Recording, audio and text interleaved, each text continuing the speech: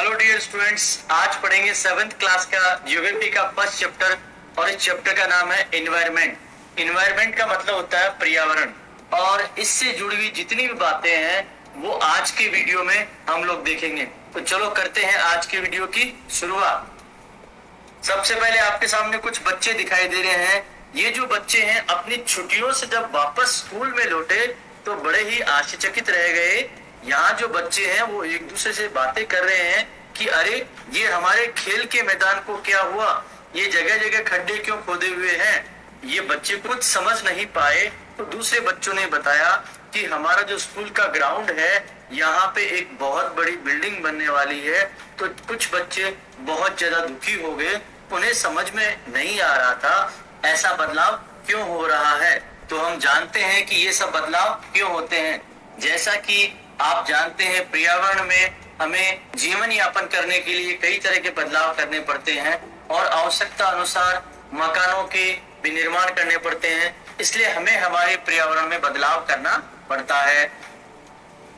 अब जानेंगे कि एनवायरनमेंट क्या है।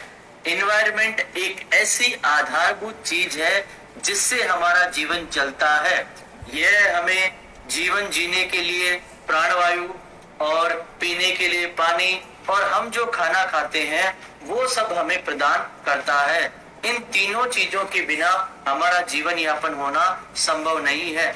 लेकिन मनुष्य जो है वो समय समय पे अपने एनवायरनमेंट में बदलाव करता रहता है।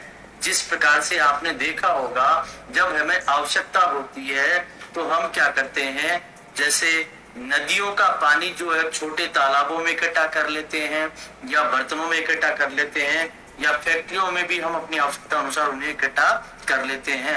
मनुष्य लोग क्या करते हैं, अपनी आवश्यकता अनुसार कारों का, मिलों का, फैक्ट्रियों का और भी बहुत सारे सामानों का निर्माण करते हैं। इस प्रकार से वो एनवायरनमेंट में बहुत बड़ा बदलाव करते रहते हैं। उन्हें जिस प्रकार की आवश्यकता होती है उस प्रकार का वो बदलाव अपने एनवायरनमेंट में कर लेते हैं।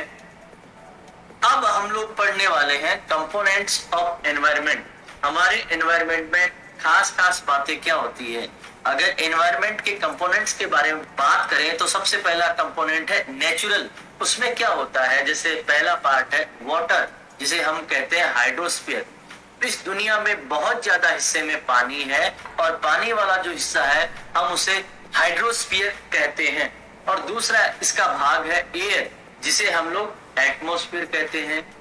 तीसरा जो हिस्सा होता है वो होता है लिथोस्फीयर, जिसमें जितनी भी भूमि है, जमीन है, जहां हम लोग मकान बनाते हैं, खेलते हैं, कूदते हैं, सड़कें बनाते हैं, वो सारा हिस्सा आता है। और चौथा हिस्सा आता है बायोस्फीयर, जिसे हम बोलते हैं लिविंग थिंग्स, जिसमें पेड़ पौधे भी आते हैं, हमारे जीव जंतु भी आते हैं और अन्य सब चीजें वो आती हैं बायोस्फीयर के अंदर। अगला एनवायरनमेंट का हमारा जो कंपोनेंट है वो है ह्यूमन मेड। इसका मतलब मनुष्य के द्वारा बनाया गया। मनुष्य को जब जब आवश्यकता होती है तो वो अपने रहने के लिए बड़ी बड़ी बिल्डिंगों का निर्माण करता है, अपने मनोरंजन के लिए, अपने परिवार के मनोरंजन के लिए पार्क का निर्माण करता है और यहाँ से वहां पानी के ऊपर यात्रा करने के लिए ब्रिजेस का निर्माण करता है और एक स्थान से दूसरे स्थान पे जाने के लिए बड़ी बड़ी सड़कों का निर्माण करता है। और इसी प्रकार से अपनी आवश्यकताओं को पूर्ति करने के लिए बड़ी बड़ी इंडस्ट्रीज का निर्माण भी करता है और अपनी धार्मिक इच्छाओं की पूर्ति के लिए ऐतिहासिक विरासतों का निर्माण करता है या मंदिरों का निर्माण भी वो करता है। अब अगला कंपोनेंट एनवायरनमेंट का हम लोग पढ़ेंगे ह्यूमन। मानव भी पर्यावरण का एक हिस्सा है। अगर इसकी शुरुआत से देखें तो एक मनुष्य इसका हिस्सा हो सकता है और उस मनुष्य के परिवार को अगर लिया जाए तो वो भी इसका हिस्सा है। और अगर काफी सारे परिवार को हम एक साथ मिला दें तो वो बन जाएगा एक समुदाय, वो भी एक पर्यावरण का हिस्सा है।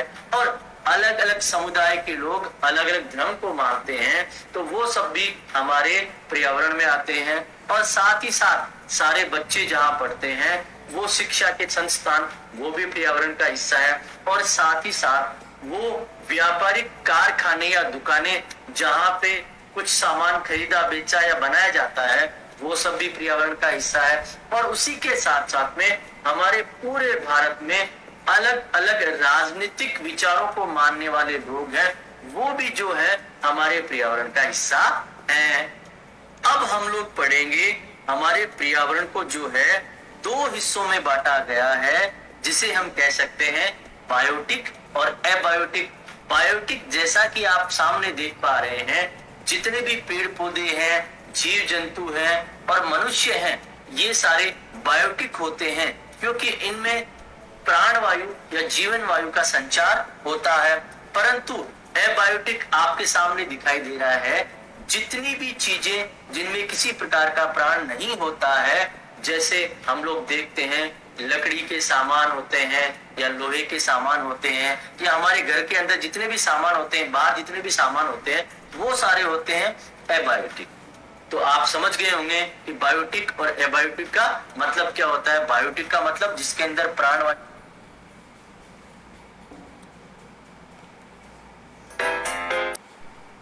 वायु या जीवन होता है। एबायोटिक का मतलब वो वस्तुएं जो पूरी तरह से निर्जीव होती है। अब हम पढ़ेंगे नेचुरल एनवायरनमेंट, और जिसमें पढ़ेंगे डोमेन्स ऑफ द एनवायरनमेंट, हमारे पर्यावरण के प्रमुख हिस्से जो हैं। हम सबसे पहले जानेंगे इसमें लिथोस्फीयर। जैसा कि आप देख पा रहे हैं, लिथोस्फीयर का मतलब होता है एक सॉलिड पार्ट जहां पे हम लोग आसानी से रह सकते हैं। इस पार्ट के अंदर क्या होती है, बड़ी बड़ी चट्टानें होती है, खाने होती है, पत्थर होती है, मिट्टी होती है, और भी इसमें बहुत सारी वस्तुएं हो सकती है। और इसके अंदर साथ ही साथ में हमारे जीवन का रहन गुजर होता है। लिथोस्फीयर ही वो डोमेन है जो हमें जंगल प्रदान करता है और जानवरों को चरने के लिए चारागाह प्रदान करता है, किसानों को खेती के लिए जगह प्रदान करता है, और मनुष्य लोगों को रहने के लिए, घर के लिए जगह भी प्रदान करता है। वास्तव में अगर कहा जाए तो ये हमें बहुत सारे संसाधन देता है। अब दूसरा जो हम लोग पढ़ेंगे वो है हाइड्रोस्फीयर। हाइड्रोस्फीयर का मतलब होता है पानी वाला हिस्सा। हमारे पृथ्वी पे बहुत सारा भाग जो है वो पानी से घिरा हुआ है, और पानी का जो हिस्सा होता है वो कई प्रकार का हो सकता है, जैसे छोटी नदियां हो सकती है, झीलें हो सकती है, समुद्र हो सकते हैं, सागर हो सकते हैं, और इनमें कई प्रकार के जीव जंतु भी रहते हैं। इसे हम लोग हाइड्रोस्फीयर कहते हैं। और अगला जो हिस्सा है वो होता है एटमॉस्फेयर। एटमॉस्फेयर जो होता है वो हमारे वायुमंडल के अंदर एक छोटी सी परत होती है, जिससे हमें प्राणवायु की प्राप्ति होती है। ऐसा कहा जाता है कि हमारा जो ग्रेविटेशनल फोर्स है वो क्या करता है, हमारे आसपास के एटमॉस्फेयर में संतुलन बनाए रखता है, और ये हमें क्या करता है, सूर्य से आने वाली जो खतरनाक किरणें हैं उनसे हमें बचाता है। इसमें कई प्रकार की गैसेज होती है, धूल मिट्टी के कण होते हैं, और पानी की नमी होती है। और एटमॉस्फेयर जो है वो मौसम के अनुसार और समय के अनुसार बदलता रहता है। अब हमारे लिए जो सबसे महत्वपूर्ण इसमें भाग है वो है बायोस्फीयर। आप लोगों को जानना जरूरी है कि बायोस्फीयर क्या है। बायोस्फीयर एक ऐसा भाग है जिसमें हाइड्रोस्फीयर, एटमॉस्फेयर और लिथोस्फीयर तीनों का मिलन होता है, और वहां पे हमारा जो जीवन होता है वो बहुत ही आसानी से चल सकता है। तो बायोस्फीयर हमारे जीवन के लिए बहुत ही महत्वपूर्ण होता है। अब आगे हम लोग पढ़ेंगे इकोसिस्टम। इकोसिस्टम जो है उसे भी जानना बहुत जरूरी है। जैसे कि आपके सामने दिखाई दे रहा है, एक पानी का झरना बह रहा है, और वहां पे बहुत सारे पेड़ पौधे भी लगे हुए हैं, और छोटे छोटे जीव जंतु पानी के भी हैं, और बाहर भी आपको कई जीव जंतु दिखाई दे रहे हैं। वास्तव में इकोसिस्टम एक प्रकार का एक चक्र होता है जो मनुष्य और जीव जंतुओं और जो निर्जीव वस्तुएं होती हैं उनके बीच में चलता है, और वो एक दूसरे की सहायता करके अपने जीवन यापन को पूर्ण करते हैं। अगर मैं सरल भाषा में कहना चाहूँ तो मैं ये कह सकता हूँ, जितने भी पेड़ पौधे हैं, जितने भी जानवर हैं, जितने भी मनुष्य लोग हैं, उन लोगों को एक दूसरे पे निर्भर रहना पड़ता है। एक दूसरे के बिना उनका काम नहीं चलता है। तो इस प्रकार से इन सब लोगों के बीच में जो रिश्ता होता है, जो तालमेल होता है, जो संबंध होता है, उसे हम क्या कहते हैं? इकोसिस्टम। इकोसिस्टम में क्या होता है? बड़े बड़े बारिश होने वाले जंगल होते हैं, बड़े बड़े चारागाह होते हैं, बड़े बड़े रेगिस्तान होते हैं, बड़े बड़े पहाड़ होते हैं, नदी नाले झरने समुद्र आदि होते हैं। तो इकोसिस्टम जो है वो हमारे जीवन का मूल मंत्र है और इकोसिस्टम के कारण ही हमारा जीवन संभव हो पाता है। मैं एक बार फिर से बता रहा हूँ, इकोसिस्टम का मतलब है जितने भी पेड़ पौधे हैं, जितने भी मनुष्य हैं और जितने भी जानवर हैं, उनका आपस में एक दूसरे पे निर्भरता और उनका आपस में जो संतुलन है उसे हम लोग इकोसिस्टम कहते हैं।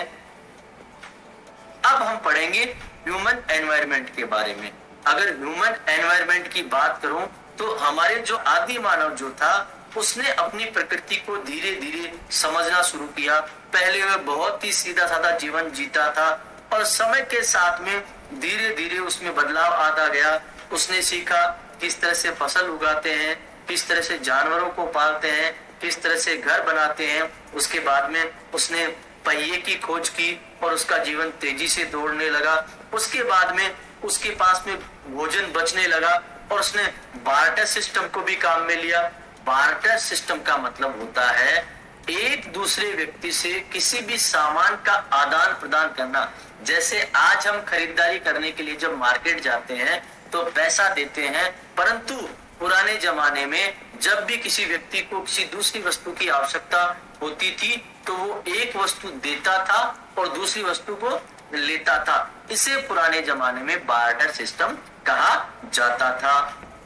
और उसके बाद में धीरे धीरे व्यापार शुरू हो गए और धीरे धीरे ये व्यापार जो है बड़े रूप लेने लगे और उसके बाद में लोगों का यातायात यहाँ से वहां आना जाना शुरू हुआ और उसके बाद में गति जो है विकास की वो बहुत ज्यादा बढ़ गई। क्या आपने सोचा है कभी कि हम लोग गर्मियों में ही तरबूज क्यों खा पाते हैं और हम लोग सर्दियों में ही मूंगफली वगैरह क्यों खाते हैं? क्योंकि ये सब जो चीजें हैं ये हमारे पर्यावरण के अनुसार चलती है और अगर हम लोग पर्यावरण से तालमेल बैठा के चलेंगे तो हम हमेशा ही जीत में रहेंगे और हम हमेशा ही आरामदायक स्थिति में रहेंगे। दोस्तों